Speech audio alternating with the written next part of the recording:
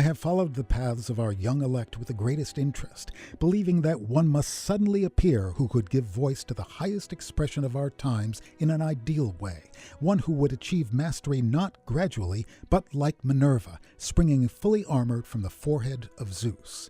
And he is come, the one over whose cradle graces and heroes kept watch. He is called Johannes Brahms.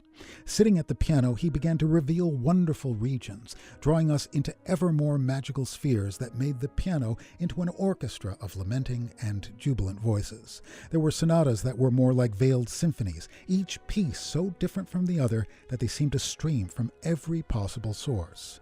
If he were to work his magic in the realm where the massed powers of the orchestra and choir lent him their force, even more wonderful glimpses of the spirit world would be in store for us.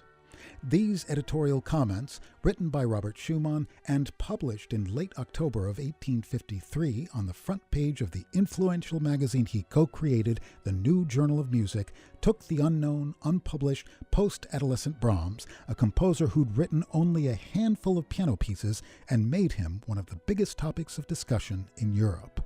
In Brahms' response to this endorsement, he simultaneously thanked Schumann profusely and asked whether such praise was justifiable, revealing a profound ambivalence about this vote of confidence and the expectations it implied.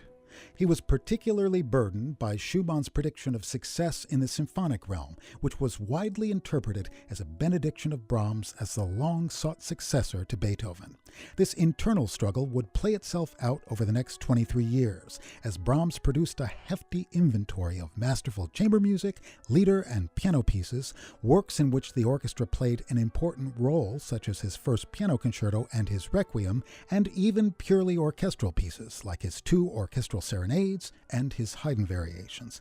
And yet, when it came to composing a symphony, he struggled. In fact, by the time Brahms completed his first symphony in 1876, a piece he'd begun 21 years earlier, he'd already passed the midpoint of his career.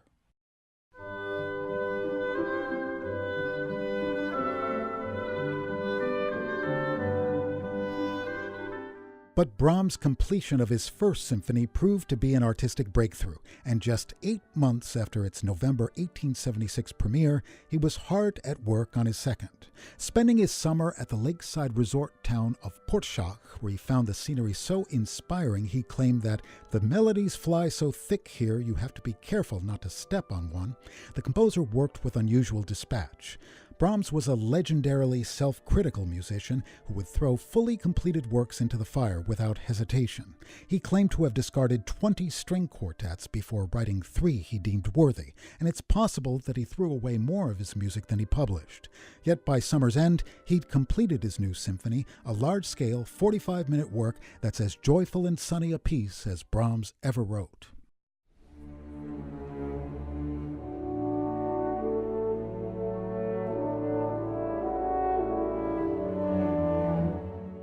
This atmosphere of pastoral radiance is established at the symphony's outset by horn calls and exquisitely rendered woodwind responses that eventually yield to full-throated expressions of elation by the entire orchestra. Although this movement and the following adagio contain the sorts of dark inflections that are so characteristic of Brahms, they're more ephemeral than essential. The third movement is a double minuet that harkens back to the open, bucolic atmosphere of his orchestral serenades and includes a rollicking, mischievous trio that's first laid out in duple meter and then in triple meter upon its return. Brahms closes the symphony with a finale of unbridled ebullience, music that one of his closest friends would aptly describe as all rippling streams, sunshine, cool green shadows, and blue sky.